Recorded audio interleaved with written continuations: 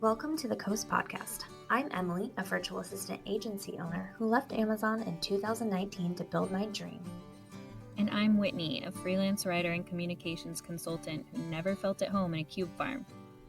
We didn't see many people paving their own ways like we decided to, so we created this podcast to talk to others who were brave enough to pick a different path. Creatives, entrepreneurs, people doing their careers and their lives their way. Join us as we learn from them, get inspired, and show you beautiful paths less traveled. Not every road leads to the coast, but the ones that do come with a great view.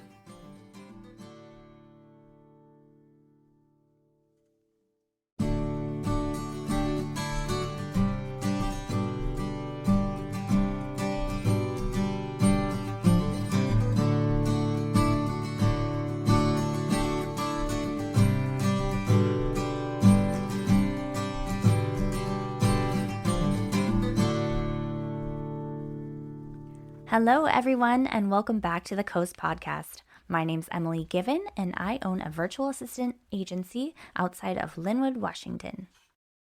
And my name's Whitney Popa. I own a communications consultancy in Edmonds, Washington. And today we are here with my favorite little sorority sister, Sam Anderl, and her partner, Andrea Wildt. Am I saying it wrong? Wildt. You got it right. Ah, yes. And they, I'm going to say, invented and created this amazing new product for freelancers that's kind of like this all-in-one suite for managing your projects end to end. It's something every single person who manages their own time and business needs, and they're here to talk to us about it today. But before we get rolling, I want to tell everyone how I know Sam because I think about it all the time.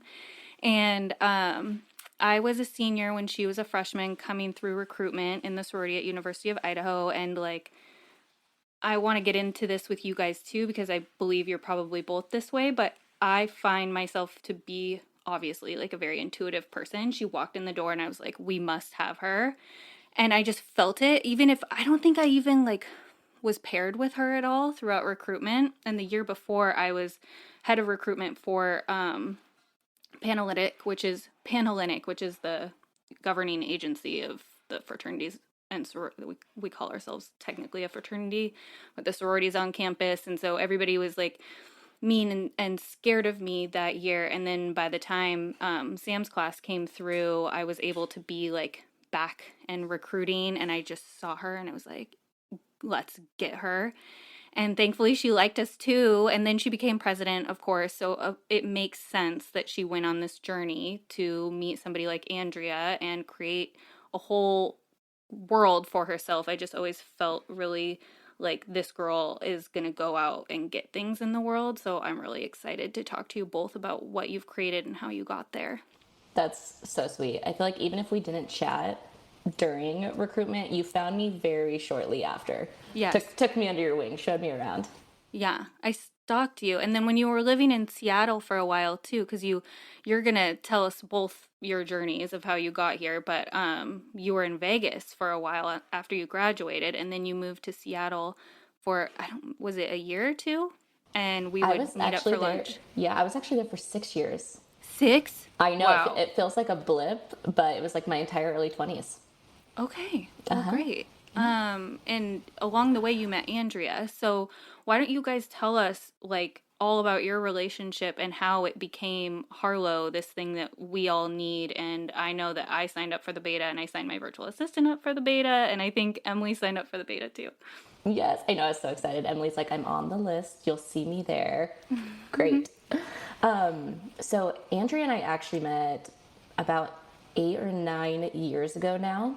So I was actually Andrea's first hire at a company called Campaign Monitor. So she ended up being the CMO there. I was her head of marketing, and we worked there for, 3 or 4 years? Yep.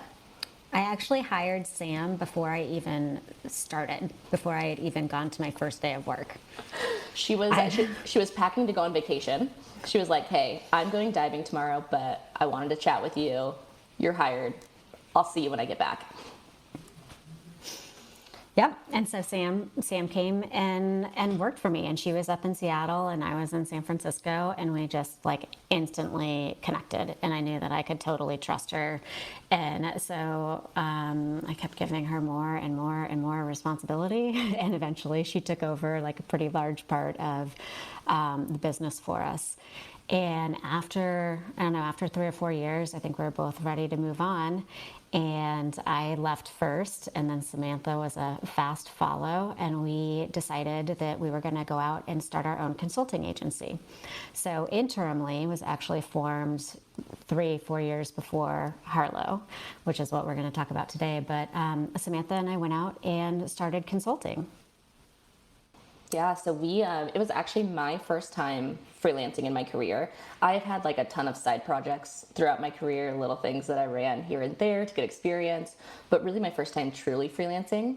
And Andrea had freelanced off and on during her career. So, just casual, she would freelance, take a CMO job, freelance. Super casual. I don't think I meant to work in-house for other people. I just kept coming back to freelancing. But every once in a while, it was exciting enough for you to take that job.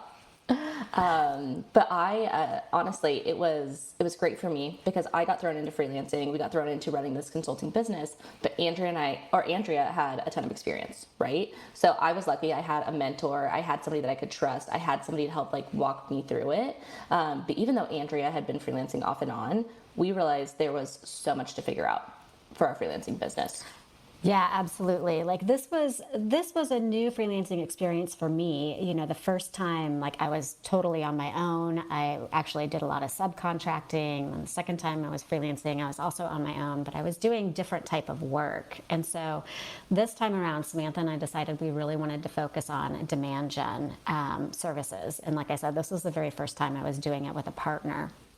So there's a lot of things to sort out, just even like how do we structure this business with two of us? How do we figure out how much time we're each going to put in and how much money and all of that and how we're going to pay ourselves? Because one of the most important things, especially after being in-house for so long, was that we didn't want to go back to this kind of like hustle culture where we were just working nonstop and we were burning ourselves out. We really wanted to, the reason why we were going into freelancing was really so that we could have some more balance in our lives and enjoy what we do. Yeah, and I will say that's one of the things that led us to creating Harlow. So when we were freelancers, we were obviously experiencing the ups and downs of freelancing firsthand, right? Like figuring out how to get clients to pay you, figuring out actually how to have balance, how to manage your projects, how to keep everything organized in a way that like allowed you to actually practice self-care and have this balance instead of feeling frazzled all the time. And so this was probably beginning of the year, last year, 2021, Andrea and I were like, okay, we're struggling with all of these things. We're talking to all of these freelancers in a similar space to us that are also struggling with all of these things. There has to be a solution. We're going to create it, right? So we had talked to a number of people, and some people were, piecing together like 4 or 5 different systems over here. Some people were using an all-in-one solution that already existed. But what we heard across the board was that no one was truly happy with what they were using. No one liked the software that they were using. No one really liked the way that their business was structured, even if it was okay and they were getting by, right? So Andrea and I, we had been working with, in our consulting business, we had been working with early stage startups for the past 4 years. And all we did was partner with these early stage companies, help them figure out their growth marketing plan, who to hire, how much they should spend, how they should grow their business. And so Andrea and I were like, okay, not only have we isolated this thing that this audience needs, but we know how to build and grow a company. Let's go do it. Okay, that's amazing. And I want to speak to Andrea felt your magic too. I did. Yeah. I did feel Just the like, Samantha magic. Still right feel away. And I felt the Andrea magic. We say it all the time because people are like, okay, if you have any advice, like when you're starting a business or when you're going out, what is it? And we're like, find the right partner. But also we fell into it and we were super lucky to find each other. Obviously we've like stayed together for the past 8 years. We're like, oh, what are you going to go do? I'm going to do that too. I love that. And so when we're talking about Harlow, you're in beta. I want to know everything about, like, I mean, I think a lot of us have an idea of like, I want to go build that thing, but how do you even do that? Like, I would ask my husband, like, can you get one of your engineers to like freelance on this to build it for me? Like, I don't even know where you begin. That's what I was wondering too. Like the whole Yep, tech so- side of it is so like mind blowing to me. Yeah. You can definitely have a business plan and an idea, but then the whole tech component is just how do you even how? That's Well, for us, we had to have the plan first. So we had to kind of figure out, all right, what are we going to do? What are we going to build? What are the economics of this business? Like, is it even viable? So we had to start there. And I'm big on spreadsheets. Sam knows this. She's lived with this for the last 8 years. So we built a business model and said, is this actually a financially viable business first? Once we decided it was, then we realized we actually were going to need some money in order to fund it, in order to get it built. Because Samantha and I really feel strongly about building this business with freelancers also. And we're not technical co-founders. We're both really strong on the go-to-market side. I have some product experience, but we felt like for at least our V1 of the product, we could actually outsource development. And so our first step was kind of building that plan, figuring out how much money we needed, and then the first thing we did was go raise money. So Samantha and I did a friends and family round and raised a little over 1.1 million. And once we had that secured, then we actually started building the product because we obviously needed to pay our vendors. And so we kind of crowdsourced some different firms. We interviewed a bunch of different companies, and we found a development shop that was just really great to work with. And they're based in Argentina, so they're a little bit more cost effective for us, but the time zones are really great. So we talk to them every single day, and we're speccing out and building the product together. And I will say, early on when Andrea and I decided that we were going to build Harlow, we really tapped into our network. So between our collective network, like we have people that were, freelancing. We had people that were in early stage tech companies. We had people that were, CEOs of large tech companies. Like we really tried to talk to all of these people at all of these different companies and really get feedback from them, right? So like, hey, here's what we're building. What do you think? Where are the holes? Help us poke holes, figure out the gaps. And then also, hey, if you were going to build a company, if you were going to build a product, who would you use? Who would you go to? What developers have you worked with in the past? Who do you know that's done this before? Let's talk to them, right? So we really, we had so many conversations with so many different people as we were prepping and planning to do this. And honestly, sometimes it was overwhelming. Sometimes it was so many different perspectives, but we really needed that to figure out what our path was, right? We talked to all these people that had all these different paths, all these different ways that they would do it, but it really helped us figure out like, okay, that's not the direction that we want to go, but here's this helpful tidbit that they shared with us. That's not our direction, but hey, how do we pull all this information in and figure out our path? And during all of that, were you still running internally? Yep. Yes, we were. We were actually, so I remember specifically during fundraising, we would be pitching 10, 15 people a week. Sometimes we had 4 or 5 pitches in a day, and we were doing that on top of our client work and our clients that we had on, and it was a lot. But Andrea and I, we really wanted to, one, we had clients that we really loved at Interimly and projects that we had already entered into, and so we wanted to make sure that we saw those to the end and that we didn't just leave those clients high and dry. But at the same time, we were raising funds to build this business, but Andrea and I still needed to make money, right? So we still wanted income coming in as we were building this business. And so, in all honesty, like the transition was really hard, right? It was really stressful at times trying to run this consulting business and also build this new software startup. I'll let Andrea chime in there too.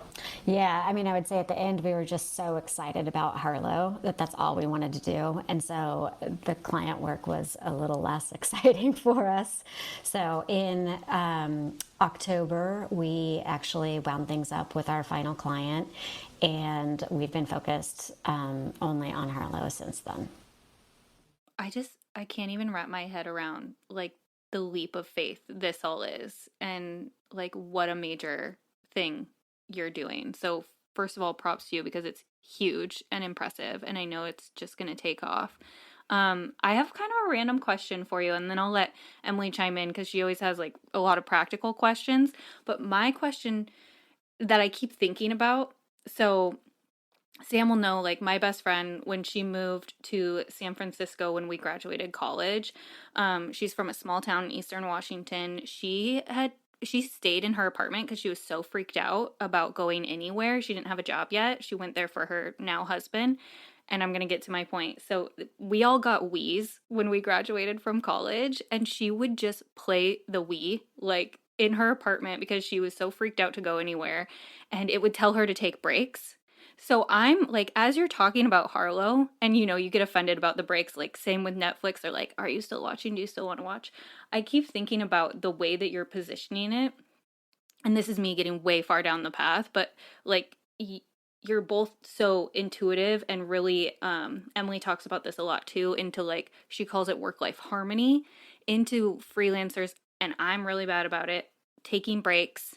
Do you, like, as far as differentiators, I can see, and you can totally take my idea and just give me little kickbacks. Would Harlow tell me, like, have you taken a break today? Have you thought about meditating? Have you lit a candle? I have an admin system that I love. It's called Bonsai. You've probably heard of it. But it's not telling me to take breaks or like helping me as a whole person. It's helping me run my admin process. But what I see out of you two that I really admire, and how you talk about freelancing and supporting people, is through that extra layer of like taking care of yourself and your whole life versus just running your business with this product. So it's probably a question you're not going to get from many people, and it's convoluted, but how do you respond to like your product helping people be their highest selves? I actually love that. One of the things that Andrea and I talked about really early on was this element of delight in software and doing more than just helping a person run their business. So I seriously love that you brought this up, because it's obviously something I'm super passionate about. You can see it in the Harlow brand, right? From day one, when Andrea and I were thinking about building Harlow, we're like, okay, who do we want Harlow to be? What do we want Harlow to be? And we keep coming back to this like empathetic being, right? Like we want Harlow to actually be like, we're building it up to be like your pal, right? Like, yes, we help you run your business, but we also help you with so much more than that, right? We're talking about the brand really helping to, magnify freelancer voices, helping to advocate for freelancers, helping them build their networks and get connected to opportunities. One of the things that we're talking about is how we actually use in-app notifications to actually add another element. So I'm really glad that you brought up that, like, hey, go take a break. And while that might not necessarily be in like phase one of the product, we are thinking about doing things like, hey, it's April 15th. Have you paid your taxes yet? Hey, it's the first of the month. Have you sent your invoices yet? Like giving freelancers these like practical reminders that help them push their business forward, because we have so much on our minds all the time. It's hard for us to remember dates. It's hard for us to remember reminders, right? All of these things. So it's absolutely like an integrated part of the product that we want to put out there, and, also do that through the brand, through our content, through how we engage with people in the community, all of that. I like how you said that element of delight too, because when you said that, a bunch of things just like flashed in my head. Like in Asana, when you complete a task and the unicorn jumps across the screen, it's or like when this is my favorite. It's so cute. And then when you get paid, and your phone does the cha-ching sound, and things like that, just really exciting things that seem so small, but they can they're things that stand out for the users. That's why people truly love specific pieces of software, right? Like what Andrea and I found when we talk to people, what they remember are the elements of delight and the extra things, and when things are simple and intuitive, right? Like you can have a piece of software that does 1 million things and does it really well, but if it feels clunky, if people don't like logging into it, if it isn't a good experience, people will still not say positive things about what you're creating, right? Yeah, I mean, we had a task management tool that we were using internally, and I would rarely log into it because it made me so miserable. Functionally, it did exactly what it was supposed to do. It did its job, but I hated it. And then we ended up moving over to Asana, and all of a sudden I became such a better business partner to Samantha because I actually used it because it was fun and it was easy to use, and it had kind of bright, happy colors. And I think also, especially as a freelancer, it's kind of lonely sometimes. You're on your own in your office. A lot of us don't have, I'm lucky I have a business partner, but a lot of freelancers don't. And so you at least want the tools that you're working with to bring you a little bit of joy. And to Sam's earlier point, like to at least I don't know, have like an empathetic quality about them, have some sort of emotional response, rather than just being a dry piece of software. Yeah, and I think, these days, building a brand takes time, and adding delight to your software takes time, but that is so important. If Andrea and I think about our favorite tools that we've used over the past however many years, it's MailChimp, right? We love their brand. We love that they're fun. They relate to their audience, right? And you can really see it and feel it. Asana with their, with their unicorns flying across. We love that, and we want to take those pieces of these brands that we love and bring it into Harlow. And really, we want people to have an emotional connection to the software. We don't want it to just be another thing that they're like, ugh, I have to log into Harlow to manage my business today because I have to, because everything's there, right? It's like, oh no, this is a delightful space where I can manage my business and it makes me feel good. So I want to talk about, obviously, if someone has looked at your website, they know what Harlow is. But can you talk more about the features of Harlow and what exactly it does? You want me to take that, Sam? Yeah. All right. So Harlow is basically your kind of all-in-one freelancer, management suite. So everything you need to manage your clients. So within clients, you can have projects, you have task management, proposals and contracts. So we have proposal templates that you can customize, send out, get signed through the product, as well as invoicing. So you can set up different invoicing schedules depending on how you run your business, whether it's hourly, project-based, retainer, and we send regular reminders to invoice our clients. This is something actually we learned during all of our interviews, is that freelancers are really terrible at invoicing. They forget to do it. They don't like to do it, I think. I think it's hard for people to ask for money. And so we interviewed so many freelancers that had a lot of outstanding invoices because it just wasn't top of mind for them. So automated invoicing and then reminders for invoicing and time tracking as well. So basically everything you need related to client management. We've also built an integration in with Google Apps. So you actually, the product is used through your Google, your Gmail account or G Suite. And so you can actually look at all of your emails filtered by clients, your calendar, all of that. So one addition to that, I would say, is that Andrea and I, when we were creating Harlow, we were also thinking through giving people a bird's eye view of their business at any given time, right? So one of the things that was really important to us is that not only we enabled them in all these different ways, right, to send proposals and contracts and send invoices, but we also really wanted them to understand the health of their business and be able to quickly see what their priorities are, what they should be focusing on. And so the dashboards in the product are actually really, really important to us, and we think they'll be really important to our, to the freelancers that use the product. So you can log in and see kind of your high-level dashboard across all your clients, how much you've sent out in invoicing, what are your upcoming meetings, what are your upcoming projects and tasks, or you can go into the specific clients. So you can go into client A and see just for that client all of your meetings, your invoices, etc. So that was always really important to me. That was something that I didn't have as a freelancer.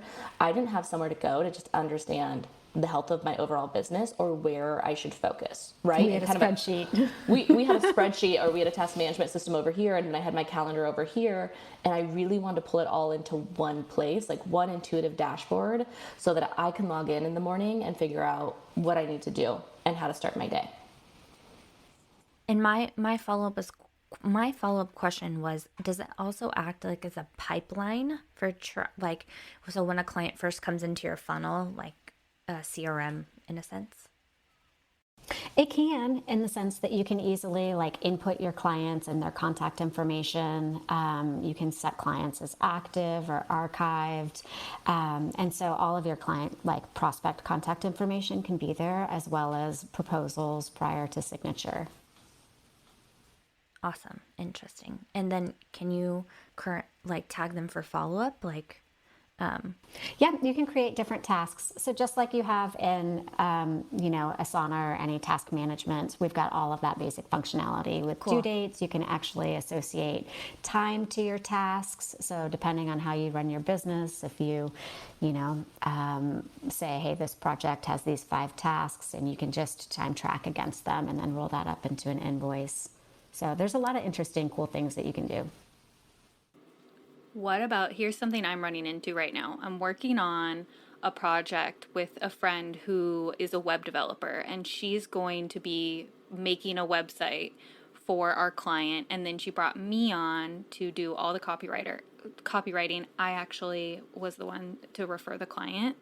So we're working together, and she uses HoneyBook. So because it's a bigger project for her and she's project managing the whole thing and I'm just coming in to write, she's kind of spearheading it, and then she uses HoneyBook, but like the way that she has to put me in her HoneyBook system is like as another client. And then I got the email of the first big deposit that this client paid, of like, you just paid X thousands of dollars like out of your account. And I was like, whoa, over the weekend. And then I realized, oh yeah, I'm just basically CC'd on everything, but because it doesn't have the functionality to really have because that's something I want to support people doing too, of like, I have my business, I'm pretty niche at this point, and I'm going to be working with I actually don't really like the word freelancers anymore. I feel like we should have a more empowering word. I don't know. But other freelancers, then how do you have that functionality in Harlow where you can work together with 2 businesses that are both freelance and not have it be a total nightmare for the person who's added on, essentially? So starting out, we are actually building Harlow for what we call like the solopreneur. So someone who actually works on their own, doesn't necessarily subcontract or have a small agency. That is phase 1 for us.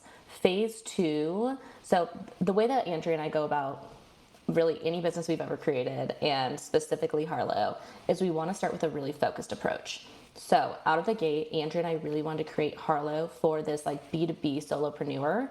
So think about like your designer, your writer, your social media consultant, all of these people who really like run and manage their own business solo. So that is phase 1 of Harlow, is really catering to that person who works on their own and making their lives easier. Phase 2 of Harlow, depending on what feedback we get from early customers, Andrea and I are big believers in getting early feedback. That's why we're running our beta. That's why we're going to really tap into our customer base. What phase 2 and phase 3 and phase 4, obviously software should, always be evolving and, getting better. Will be dependent on that feedback that we get. So if one of the bits of feedback is, hey, I just really need to collaborate with other freelancers within this software, that'll be something that we consider building. It's just not something that we have out of the gate. And again, that's just because we're taking a super focused approach. We want to make it work really, really well for a specific audience first, and then expand from there. I get it. You speak engineer. It's like, I listen to my husband's calls all the time, and he basically liaises between business and engineers. So he speaks both languages, and he has to phrase it of like, what's the problem we're trying to solve right now? Whereas I'm obviously like way down the path of like, oh, here's this very specific to me product problem that I'm running into, and I would love for you to solve it. And honestly, I would just really love, no hate, Emilie, I would really love for people to get away from HoneyBook. Oh, no. I mean, I really don't like HoneyBook. I don't feel any hate. It's just easy for me. And I told Sam before we started recording, like, I mean, obviously, if I know somebody that has built a solution that's everything I need, I will be giving them my money versus a huge corporation where I don't have any ties to. So, Yeah. Yeah. I also just, like, I think it's fine for photographers. I just don't find it intuitive for me. That's my issue with it. Well, I think that's one of the big things when Andrew and I were first creating Harlow, we were focusing specifically on this audience that I think both of you fall into, right? This, like, we sell into organizations, right? We sell to businesses. There's a certain level of professionalism that's needed because of that.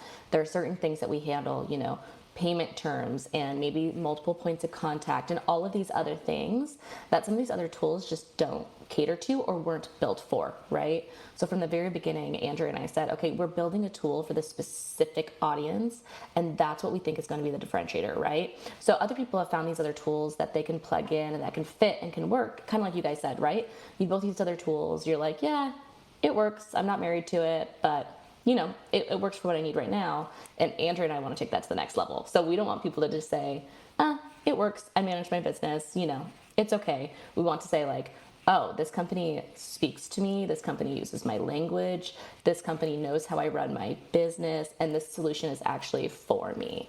So I hope you two can both use it and kind of give it a go. I know that you two work in, you know, a slightly different way where you have subcontractors and other people. But obviously feedback from you guys is going to be great. Yeah, we can help you give feedback on that next step when you're ready to go there. So I'm excited about that. And I was pissed that I didn't get in for the seed round. I, like, DM Sam, like, am I too late? And she said, yeah. I know. Whitney's like, well, let me know. Next time you raise money, hit me up. I'm like, you're top of my list. Well, that's one of our goals, too, is we want to be female angel investors. Mm-hmm. And I know that that's something that you would obviously be great at, too. Sam, you probably already do it. But I think it's just so powerful. And especially, like, you know, I'm just so far down the path with what I want you guys to do with Harlow that I'm even thinking at this point, like, how... Just hearing you say, Andrea, that so many people are afraid to invoice, I do not have that issue. We don't either. I want to be clear about that. But the thing that really released me from and grew my business like threefold, a few things a couple years ago, was releasing the manual invoicing that I was doing, because I wasn't afraid to send the invoices, but following up on them made me feel so gross that once I could automate that and release that, I had more time back. I could bring in more business because I wasn't focusing so much on all of those really kind of gross to me admin tasks that sucked my soul and my time. Like, I would just go into I had a folder for each of my clients, and then within that I had my little invoice templates, and I would change the date for the ones that were on retainer and just send it out. And then I would be like, hey, nobody paid me yet. And it was just this whole gross feeling. So that alone, I think, for freelancers, the admin management and having everything in one place is gonna really be incredible for people. And especially, you know, I always go back to it, but for women, I think that the not invoicing thing is kind of a mindset situation for women, of being afraid to ask, feel worthy. And I know that you guys do a really good job in your newsletters already of hyping people up and showing them others to look to, of like, this person's doing it, you can too. And I think that's a really important aspect of the business that you're building that not any of the others are doing. Yeah, I love that. And that is, again, one of our big goals is to remain empathetic, but also not necessarily like just preach how we think you should do it, but show, you know, all of these other freelancers that are doing it in different ways, but all succeeding and all have their different paths, right? So being able to like magnify those people's voices to inspire other freelancers, it's like, yeah, Andrea and I did this a certain way, and here's our story, and here's what worked for us. But there's not necessarily one path for everyone. So here are all these other ways that other people did it. And going back to what you said about, you know, women being afraid to invoice, you know, it does pain Andrea and I to see this, right? We had so many friends that were like designers or writers, and we were interviewing them up front when we were first creating Harlow, and we heard so many times, Oh gosh, now that I'm talking to you, I realized that I forgot to invoice $5,000.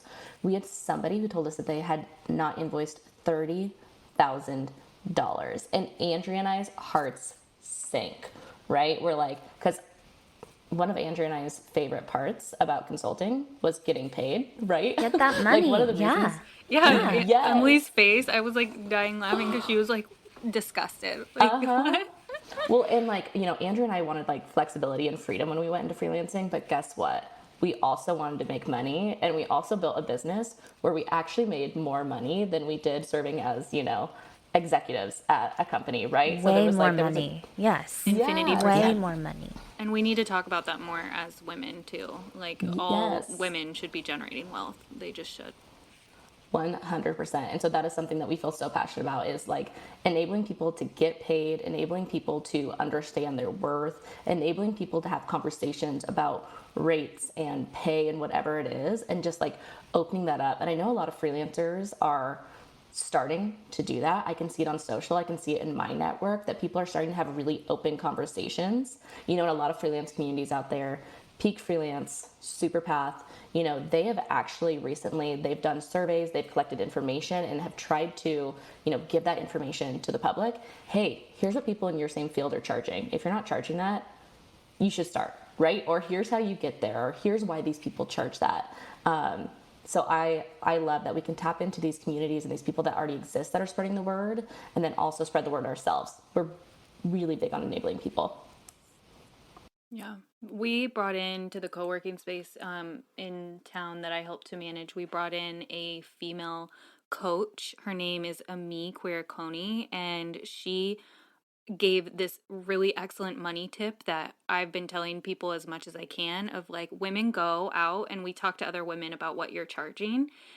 And she said, for every 3 women you talk to and ask how much they're charging, you need to talk to 3 men, because guaranteed their rates are going to be a lot different and they will have no qualms about charging that and feeling worth it. And I think having that mentality and slowly shifting, not to say, to generalize that everybody is one way or the other, but it is kind of how we've been conditioned.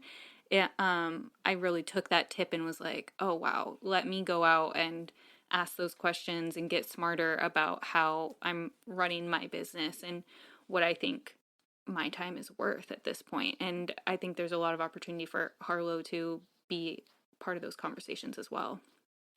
Yeah, I think it's what I think is really helpful for freelancers also is just figuring out how to position that price, right? We get so nervous to raise our rates, this 10%, but we forget about the value that we're bringing to the table and maybe new skills, or the fact that we've been doing this for so many years. We have all of this client experience to build upon.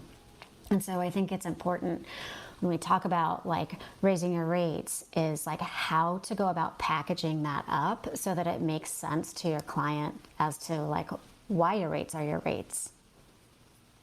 Yeah.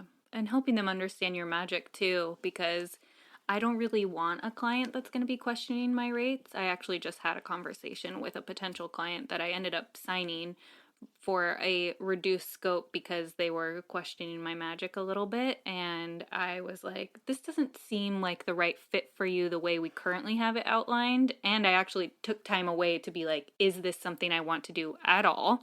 Because this guy was, we already have an explicit rating. So like this guy was like such a dick to me. And he was like, why am I paying you $4,000 for this? And I was like, well, you're paying for my expertise and my time and my expertise. And I work mostly on retainer. I don't really believe in hourly, even though it always kind of boils down to that.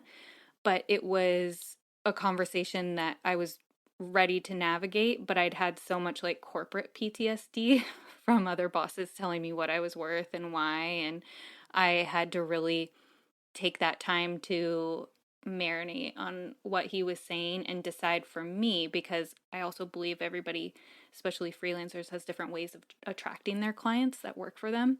That they found me, you're asking me to do work for you, and if it's not something that's of value to you, then that's fine, but let's talk about these numbers a little bit differently. And so I think that Harlow's gonna have some cool little nuggets of helping people have those conversations and really empowering them versus having to sit there and take it from somebody and not know what to say and how to position yourself and speak to your value and why you're worth it, however you're structuring your pricing. But there are going to be people who question it, and being able to speak to that is important. And then also get to a point where you can decide, I don't have to take this guy's shit. I don't have to put him in my Harlow system and send him an invoice. Yes, I will say Sam is really good at this. She is the better of the two of us. I am, there were so many times in our consulting business where we would meet with somebody, we would get referred to them, even though we had a common contact, if I heard or saw any red flags in early meetings, I would take Andrea aside and say, okay, maybe the project makes sense for us, but this person doesn't make sense to us, or the way that they think about marketing doesn't make sense to us, or I can see clearly that their communication style is not going to work for us, right? I kind of flipped this the other day on social. I asked the question, what are the green flags that you get from clients in early calls, right? So I think we all know the red flags, right? We can tell when things just aren't jiving, but the green flags are when somebody comes into a meeting and they understand the value of what you're selling them, right? So not the other way around, but they're asking for writing services or design services, and they know how valuable that's going to be to their business, and they can articulate that to you, right? They can articulate to you that they have a budget and that they're willing to spend money on this. They can articulate that it's actually a priority for them, right? They can tell you that they have executive buy-in already and that this has been approved, all of these things. So I think we as freelancers are getting better at selling our value, becoming less about the exact service that we're offering and more about the value that we're bringing. But it's also about teaching people that are in these companies that are hiring how they should be treating freelancers and what their part is, right?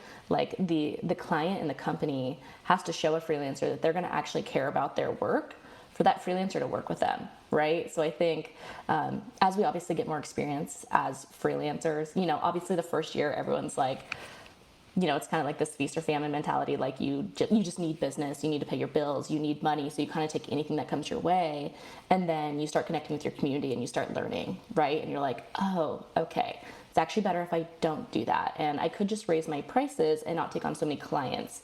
And okay, this is the actual niche that I work best in. These are the best clients for me, right? So I really think that once freelancers get past that first year of freelancing, it really is it's like a line that you cross, and all of a sudden you become more empowered to own your business and run it the way that you want to. Yeah. Well, you're more confident also. You've kind of figured out some of your channels to acquire new customers, because I agree. I definitely have that a scarcity mindset sometimes when it comes to freelancing. I'll be like, Sam, we should just take this. It's really good money. There's only one red flag. And she'll be like, no. If I'm we need that's a big red flag though. Yeah, if we need the new client, if we need new work, here are 4 different things that we can do to go out and try and drum some stuff up. But I think having, to your point, Sam, that first year, 2 years, making all of those mistakes is so important, so that you can actually recognize, oh, these are boundaries for me. These are boundaries I need to set up in my business, and these are the flags I need to look for me, because they're going to be different for everybody. Some freelancers are really, really strict on payment terms. Has to be paid up front, net zero, that's a deal breaker for them. For us, it wasn't. So you just I think you have to have some of those negative experiences to realize what you're willing to put up with. Yeah, I will say, just an interesting story on this. Another deal breaker that I hear a lot is communication style. Either people don't want meetings, or they won't communicate via email, or they only want Slack. And I actually recently talked to a freelancer, very successful. He runs an amazing business. He does really good work. And he's like, oh, I don't email and I don't Slack. I only communicate with clients via text and WhatsApp. And that's how we make all of our decisions. And I'm like, wow, that would be such a red flag for me. That would never work for me. We never give out our phone number. That's a red flag for me. Like, don't give any clients your phone number. Never call but me. That's how. Never. Same. Right? I will not be answering my phone. Ever. But that's what works for him. That's how he likes to communicate. It's quick, it's easy, it's written. He thinks it makes things more concise and it makes decisions quicker. So that's just an example of like red flags and green flags are different for everybody, but it really takes getting to know yourself and how you want your business to operate.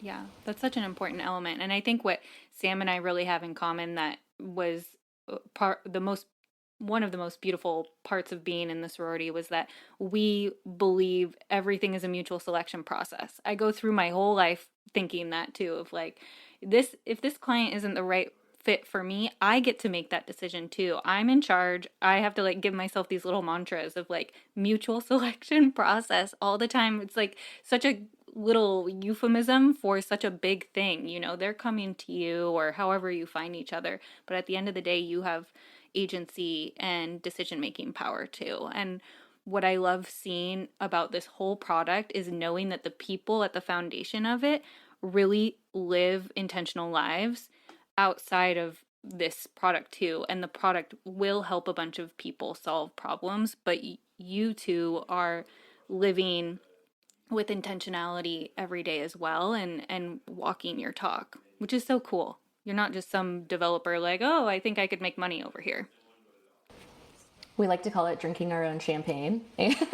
Really. Yeah, I like that better. Really just like, I say that all the time. Like when I share things on social, when I talk to friends, you know, I say like, hey, I'm preaching self-care and I'm preaching boundaries and I'm preaching, you know, owning your own voice and empowering others. And I'm preaching that on Harlow, but I also want to preach that for me, right? And so I want to embody that, right? When I post things on social, I'm like, yeah, I'm going to post all of the fun things that I'm doing because guess what? Happiness is key, right? Like happiness is key. It's the core of everything that we do. Work is a thing that we do, but there's all these other aspects of our lives. And that's, you know, that's what we're about. That's what Harlow is about. It's like, yeah, we want to empower you to manage your business more efficiently so that you can actually do the things that make you happy and the things that, you know, we want to make everything less stressful for you so you can be happier. Yeah, and that's not to say like we don't. Oh, sorry, I was gonna say like we definitely have those weeks where like this week and next week as we're getting ready for beta launch are really stressful. We're really busy. We've got a ton of meetings. It's not like our normal flow for us. So I think Sam's eating a lot of stress gummies and I'm doing a lot of yoga and we're, you know, just trying to do what we can to power through. Tell us about your stress gummies. Oh God. House of Wise. House of Wise. House of Wise. I swear by them. I use their stress gummies and their sleep gummies. They're CBD products specifically for women. And Whitney, I know that you also work with another brand, Busy, I think, who has a very similar mission. But honestly, they have been game changers for me. They're so cool too. I actually prefer their tinctures over their gummies from House of Wise. So I like the House of Wise tinctures and I like the gummies. And now I'm exploring even beyond that, like kava kava and crantum. I can never pronounce that, but like there's a bunch of people dabbling in that. Turns out one of our sorority sisters has like a huge company for it in Boise that I didn't know. But there are all sorts of really cool natural ways to help yourself. I love that. What's the company in Boise? I think it's called, I'll send it to you. It's okay. They're all funny animal names. I keep wanting to say pink elephant, but it's not. It's something, or pink rhino, I think. Let me look it up. You can totally follow up with me. Yeah. Yeah. Interesting. I'm going to look at I was looking at the House of Wise website. They have some interesting products in their shop. Pretty cool. They want to help you with your sexy time, just like Noemi did, Emilie, with like CBD. her CBD lube. Yeah. Not that we're moving the conversation there. I'm just saying. No, I have yours for you too. Emilie's best childhood friend is very in that space and scent Emilie some samples to try. And I made the mistake of telling my husband, so now he's very excited. I love it.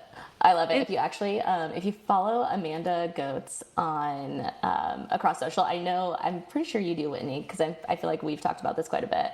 But she preaches a lot of like, sexual freedom, and just basically like their entire company is about like helping women be more confident, sexually, helping them sleep better, helping them have less stress, all of these things that make us just like healthier and, again, happier humans. So I clearly, their brand also resonates with me a lot. I take a lot of inspiration from them. I just searched Amanda Goetz, like Goats, in my Instagram, and found like just some random goat Instagram. So that was pretty legit. Yeah, Goe. Yeah, I got it. I found it. Yeah. The branding that they have is really cool too, and the way that they're thinking about their company is awesome. Our other sorority sisters, I think it's her husband's brand, but now he has like 4 brands. They just bought a building in Boise. When you have a $3 million house in Boise, that means like you're pretty loaded. And it's called happyhippoherbals.com. And apparently I went down like a brief Reddit hole about it, but kratom, I can never pronounce it. Kratom. It's like kind of this, it's like an opioid. Tea? It's like a little like energy shot, right? It like comes in. It's powder. Okay. The one that I bought is powder, and you mix it with something that has vitamin C in it, so it probably does come mixed in some cases. But these people that at the apothecary by our house, they walk around with this stuff mixed with their orange juice. So they have like this brown liquid in an orange juice container, and it looks kind of freaky. But I tried some, and I mean, I don't know what it feels like to be on Oxy, but yeah, I felt kind of nice, but not cloudy.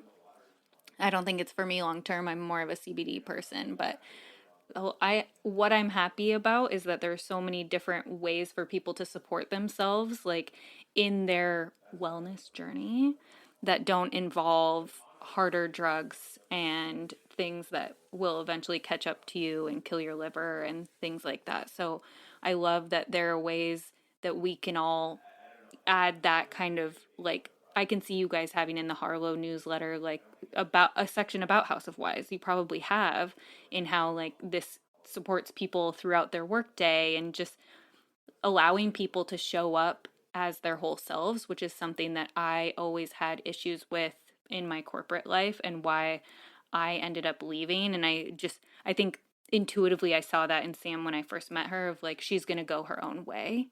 And I'm really drawn to people who do that. And for you guys to double down and make it like, we're going to go our own way, and then we're also going to support people going their own way too, is really fun for me to see. Yeah, I love that. Actually, one of the things that, can you hear my dog barking in the background? I knew that was going to happen. That's real life. I know. I'm like, I have the headphones on, I have the door shut, but he's still somehow figuring out how to yap in the background. But one of the things that Andrea and I have actually been talking about a lot too is like partnerships with other brands and other products. And really what we're thinking about, we're like building this entire ecosystem where we're like, okay, this is what Harlow does, and this is how Harlow helps this audience. But like, how can we partner with other companies that also serve this audience well, right? Whether it's communities or other products or services, whatever it is, like, what do freelancers really need? And we're really trying to like build that ecosystem. Like, it's on my list every single week. Like, reach out to 3 new companies that we could potentially partner with, reach out to 3 new companies who really help freelancers, reach out to 3 new freelancers who have good advice to offer, right? So like, we are trying to, again, not just have like Harlow be this thing that preaches to people and tells them what to do, but brings in all of these different perspectives, right? So we're actually really excited about that. And I've not approached House of Wise about a partnership, but it's a really good idea. We should definitely do some gummy giveaways. So smart. Yeah. So smart. Follow me for more psychedelic and wellness tips. But you're the one who recommended them to me, so it's a perfect fit. Yeah, early on. Well, I know it matches your kind of like brand ethos, right? Like, you want to work with like, brands that are run by women. You want to work with wellness brands. You want to work with companies that are doing good in the world. And so obviously when I saw that from you, that was one thing that stood out to me. Yeah. And that goes back to like my post was I was using it to manifest too. I saw somebody else doing this where I was like, why don't I just write down and put out in the world what I want to work on next year? And it helps you stay accountable. It helps bring people into your fold to support you. And I I love thinking about supporting other women's businesses that way. Like this is a platform for us to do that as well, but also like not being afraid to put out there like, hey, this is what I'm looking for, whether you're asking for anything back or not. I usually just put it out there with one goal of like, if this helps one person, then I'm doing my job, even though me putting out my list of goals isn't necessarily helping somebody, but it could inspire them to do the same. And that's why I try to show messy parts of my life too, of like, you know, I have these 2 kids and they're very cute, but it's a lot. And I don't want anybody to think like, oh, Whitney has it together.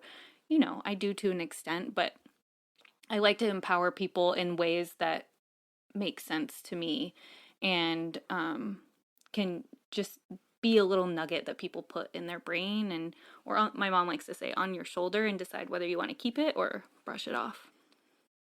I love that. I feel the same way about posting on social or really just putting any message out there. I tell Andrew this all the time, you know, sometimes like it can feel bad when people, you know, when you don't get like engagement or people don't respond to you. But in my mind, I'm like, that's not why I'm doing it. I'm putting things out in the world so that people can relate to me so that I can help them. And that's what I look for on social too, right? Like I really think it's a place where you can express your values and also find people with similar values to inspire you, right? And I have to continue reminding myself that like that's what it's all about. It's about inspiring and getting inspiration. It's not about engagement and likes and comments and all of these things. It's about putting ourselves out into the world in like a very honest way. Yeah, absolutely. We like to wrap up with a few, we call them rapid fire questions. I say this every time. If you've ever listened to an episode, you know they are intended. It's intention versus impact. They intend to be rapid. Their impact is not always rapid, but they're really great 5 questions that we want you both to answer. So, Emilie, you have them pulled up, right? Do you want to do them? Yeah, yep.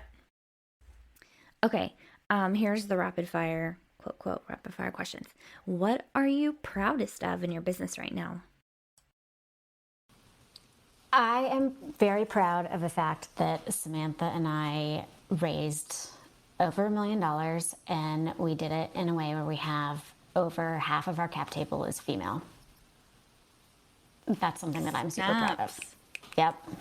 I love that. Man, that was a good one.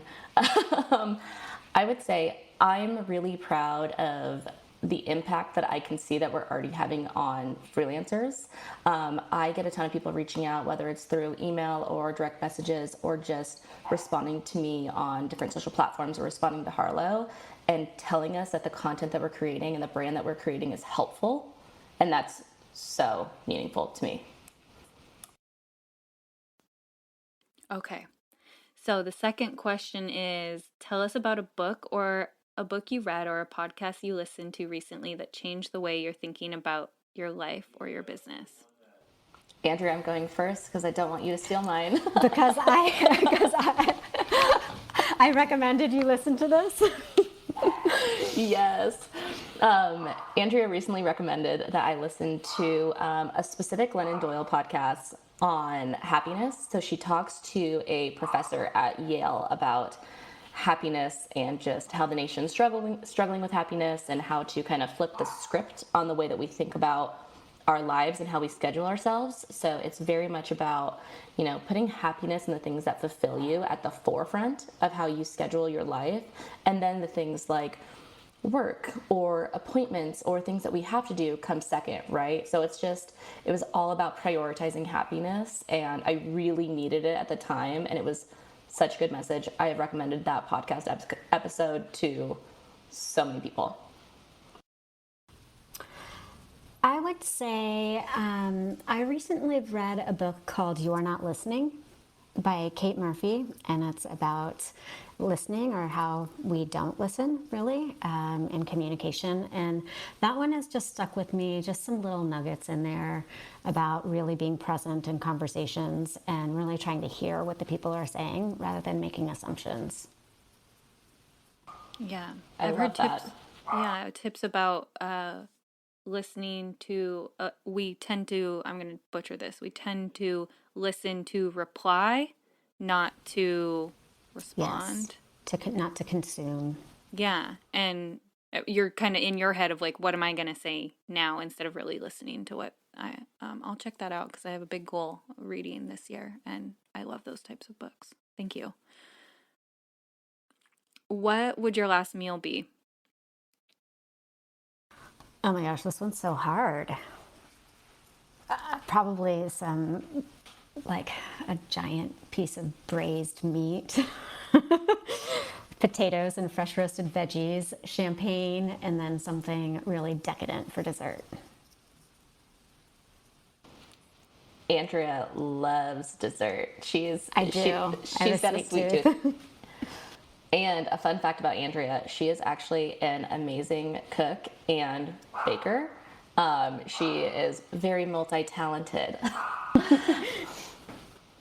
Oh man, mine would probably be like a seafood buffet, right? Like lobster, oysters, scallops, all of that good seafood, and also champagne. I've seen you guys travel together, and you go hard. You have quite the culinary adventures, and Yes. I consider myself a foodie, and I'm like impressed, like writing down the restaurants' names. Culinary experiences are something that I really value and love. Like my trips, my vacations, like revolve around food. As they should. Before I go anywhere, I'm like, okay, let me go ask social. Where are the best restaurants to go? Where are the best places to get a cocktail? Where should I be staying? What should I be eating? Yeah, mine used to, and now with a toddler, it's a little bit different. Not quite as enjoyable. Yeah, I have two kids. One's 4 and he doesn't eat anything, and one is 2 and she eats everything. So they're both, I understand what you're saying, and I try to convince myself in my head of like, okay, I can bring him because he's going to be cheap, or I can bring her and she's going to have fun eating with us, but it'll be a little bit more expensive. So I try to like think about it that way. But one time before I had kids, we were in San Francisco, and I saw this kid who's probably about my daughter's age now, like 2.5, sitting at this bagel shop with a loaded bagel. And he had onions on it, he had lox, he had everything, and he was just eating this bagel sandwich. And I was with my best friend who I mentioned earlier, and we looked at each other like, that's what we want for our kids. And I got one who would never ever do that, and one who would anytime but make kind of a mess out of it. So I feel like maybe I achieved that. But yeah, I want foodie babies. I tried to eat everything to make sure that they would be like in my belly, like, oh, you like Indian food, huh? But it's only partially working out right now. I don't know. Yeah, I get I'm what you're grateful. saying. He's very adventurous. It's just not as much fun for me at the restaurant. Because then you have to manage him. It's not Yeah. like you can just like get silly on your champagne and Exactly. get an Uber. Yeah. I feel like there's no way that Harrison isn't going to be a foodie, though. He's a very adventurous eater because we forced him to be one. Yep. He eats little baby octopus, and he loves mussels, and actually we gave him oysters for the first time this weekend. We're having an oyster fest in town like next week, and so I don't How know fun. if I'm ready to see if Bianca likes oysters, but maybe. That's fun. You're inspiring me. What's the best business purchase you've made in the last 6 months under $100? Oh, Ooh. Okay, I'm honestly gonna say Canva. When we first started Harlow, and it was just Andrea and I before we brought on, other vendors and other freelancers and other agencies to help us. We did everything. we were, on social media, and we were just doing everything. And so Canva was so helpful for me to be able to actually like go and put together social posts and actually make, because brand is very important to us, and so we wanted things to look good and feel good and not feel janky. And so Canva was probably the tool that I used most often every single day, and we still use it even now that we're collaborating with like social media consultants and designers who are putting things together for us. Canva is still like the core of how we design things a lot, especially for social. Yep. I'm going to say that my favorite work purchase has been a Velabox candle subscription. Honestly, I light a candle next to my desk almost every day, and it just brings me a little bit of delight. We were talking about that earlier, like just a little delight, a little joy. It makes my day a little bit brighter. Candles are a very important part of Andrea and I's life. Yeah. before every pitch we had when we were raising money, we'd get together and we'd be like, okay, did you light your candle? tea? Do you have your tea? Did you manifest success? Did you Yeah. did you say your affirmations to yourself? Are you feeling like a bad bitch? Okay, let's jump on. Did you do a power stance? Right?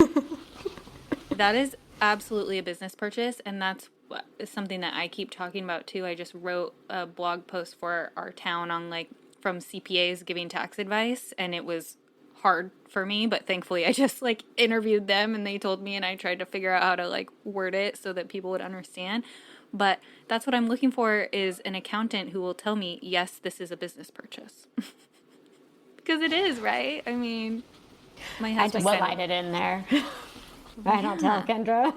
That's what I'm looking for in the next Harlow newsletter. Like, my husband's going to do our taxes. He needs to have the permission to be hood rat. Hey, we have an entire blog post on like 25 or 28 deductions you can make as a freelancer. So Oh, I read that. we have you. Oh yeah. Yeah. Our last question for the rapid fire is, what is lighting you up lately? So I will definitely say my son. He's 20 months, and while he's a handful, he is just like, he's learning so much, and he's got all these new words every single day.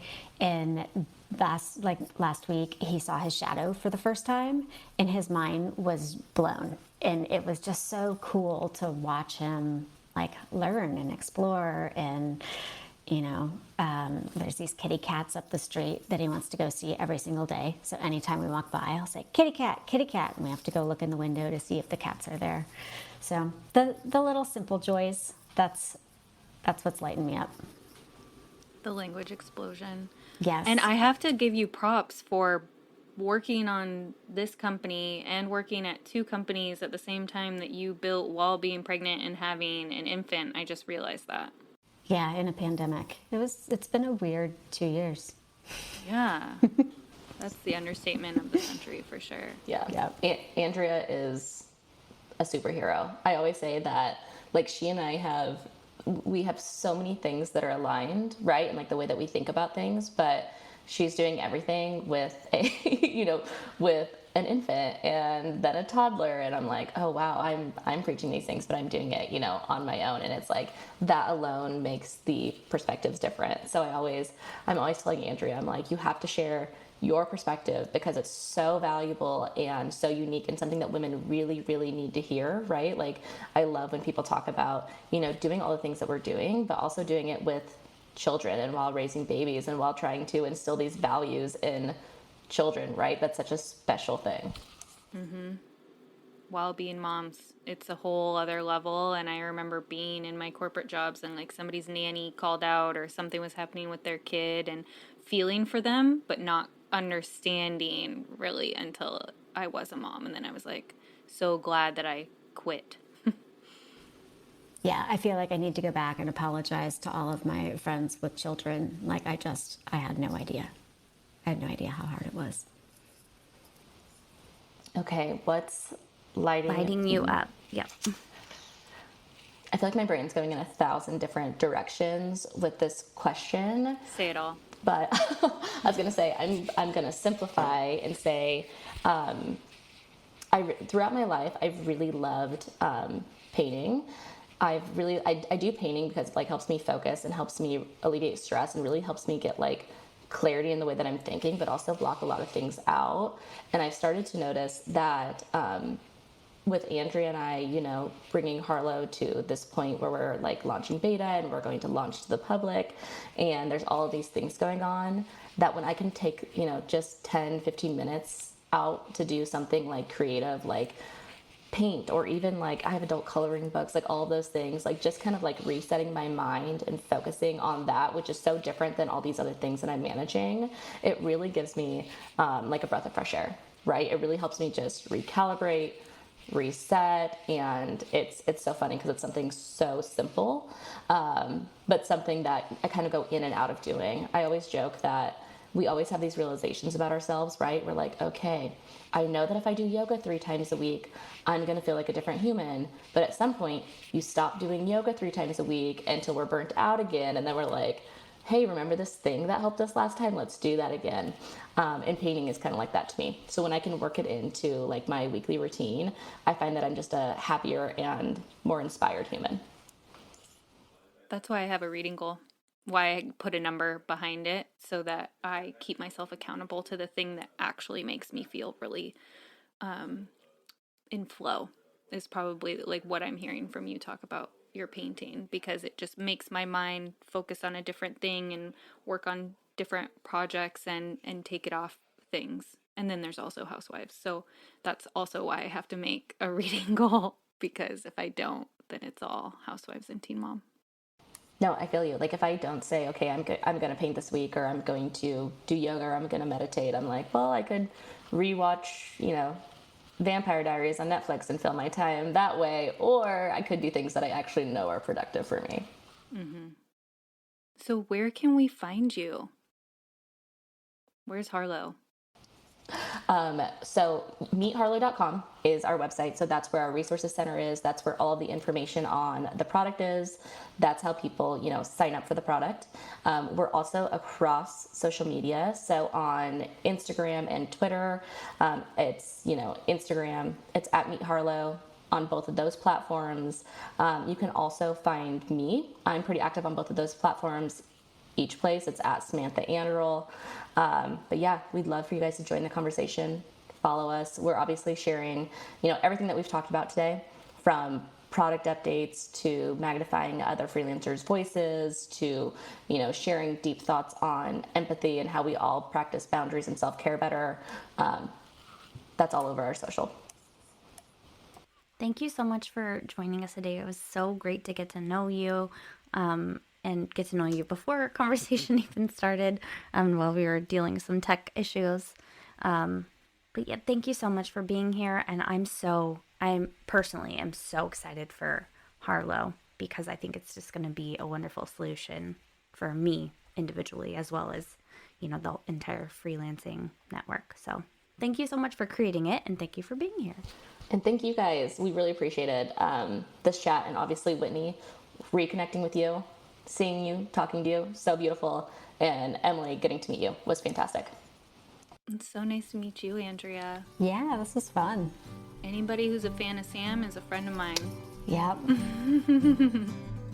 Well, keep us updated on Harlow. We'll be there. I'll be participating in the conversation. And again, we just love everything you're doing, and we're so excited to get this episode out into the world and get people signed up for Harlow. So thank you. Thank you. Thanks everyone for tuning into this episode of The Coast, and we will see you next week.